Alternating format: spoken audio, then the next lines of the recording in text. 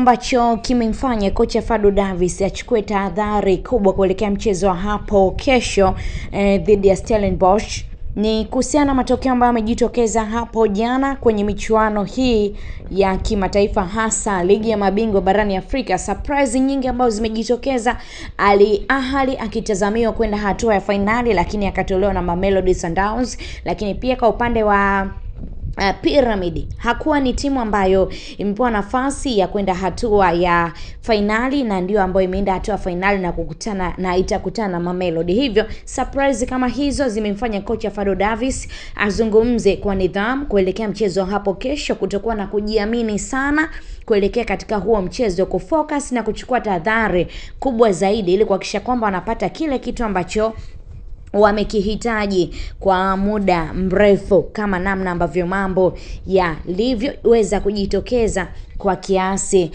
kikubwa. Hivyo Simba kesho wana kibarua mara baada ya kumaliza kibarua cha nyumbani, na walifanikiwa kuondoka na ushindi wa 1-0 licha kwamba walikuwa wanatamani kwa kiasi kikubwa kumaliza mchezo nyumbani.